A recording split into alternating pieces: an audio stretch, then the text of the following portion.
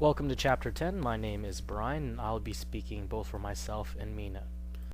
Before we begin, it's important that you relax and make yourself comfortable. Grab yourself a nice cold beer or a non-alcoholic beverage, and I'll make sure that this video's pacing is appropriate and easy to follow. Oh, and one last thing, take a look at the Mahara page me and I have set up. We've taken the liberty of condensing all of Chapter 10 onto the Mahara page. So just in case we forget something in the video or you don't ever want to hear my voice ever again. So I'll give you guys some time to get ready and situated. Are you ready? Alright, let's tackle this beast of a chapter. So Chapter 10 is divided into 4 learning goals, the first of which is approaches to educating students and the social context of school, transitions in schooling, and adolescents who are exceptional.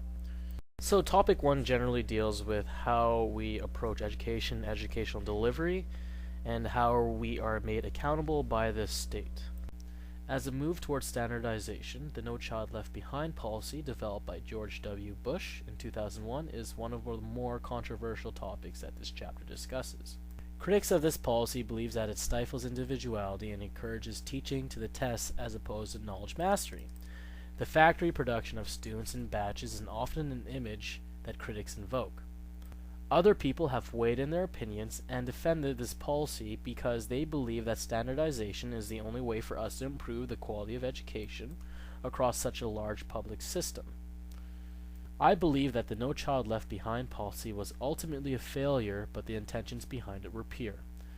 The fact that there was a group effort made by educators and administration to improve the quality of education is extremely encouraging. However, it is important that we change the way that we see education before we can make large positive improvements. If you want to briefly look at different methods around the standardization of education, take a look at the YouTube videos posted on our Mahara page on the left and right hand sides. I focused on this issue in this topic because I believe that it is a dilemma that many educators and administrators will have to deal with within their careers. Hopefully the YouTube videos I've provided on our Mahara page on the left and right hand side will be able to give you a better idea of my position and how I feel about the problem. There are 3 major parts to topic 2: the Carnegie Report, high school dropouts, and of course transitions. The stress associated with transitioning from high school to college to work is often referred to as the top dog phenomena. Students who were once at the top of their food chain are now forced to the very bottom, quite abruptly, which causes some social and emotional distress. With adolescence, this sort of stress often manifests itself in quite negative forms. Students may become class clowns or more aggressive in their behavior. As educators, it should be one of our priorities to ease the transition and frustration of new students into a new school.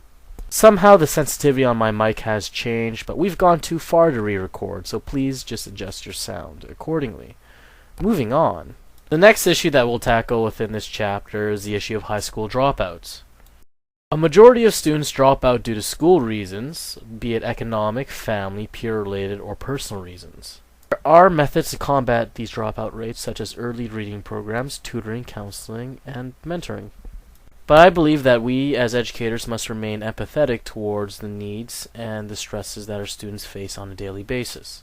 By doing so, we can cultivate students that are balanced and well-centered in their school life and their home life. The last point I want to talk about is the Carnegie Report. The Carnegie Report came from a negative evaluation of schools, and this suggested improvements and changes schools could make to improve the quality of education. I'm not going to go into too much detail because it is on the Mahara page, and I feel like it's a better thing to read as opposed to me just listing it off to you. Just like topic 1, I'll be taking bits and pieces out of the third topic because a lot of it is common sense and a lot of it is on the website. As we all know from our own school experiences, friends are a very important part of school life. We all know that without friends, school would be a lot lonelier and a lot scarier. This is also backed by science. A longitudinal report said that having at least one friend was related to academic success over a 2-year period. Friends help students cope with negative external pressures, and they also introduce students to extracurricular activities. The more extracurricular activities a student is involved in, the better he or she does in her studies, and this is also backed by that longitudinal report.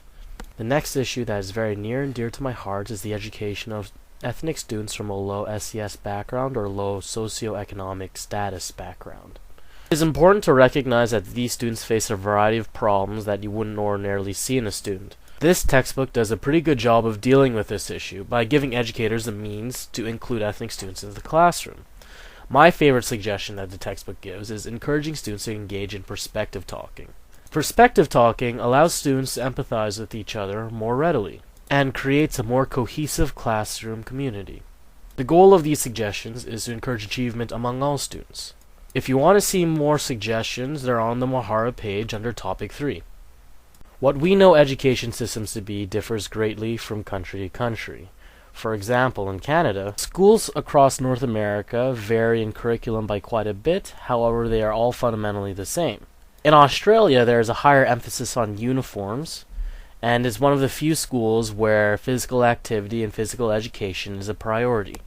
High schools in Germany are divided into 3 tracks. Each track corresponds with a different level of academic study. Students in lower tracks might be aiming for vocational schools or trades, while students in higher tracks might be aiming for post-secondary such as university or college. In Japan, schools are very similar to North America in terms of structure.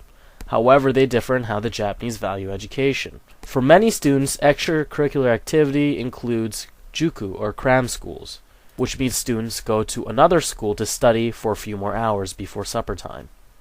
In China, class sizes are a lot larger, however, classroom discipline is still maintained easily. This is generally attributed to the culture of education in China. As you can see in the back of this picture, those are parents watching their students learn in the classroom and ensuring that they don't misbehave. The last topic is on our Mahara page. Please take a look. I'm not going to reiterate in this video because it is going a little too long. I know you're tired. Good job listening to me this far. And check it out because it seems very important for the final. Thank you for listening, and I hope you're ready for activity later in class.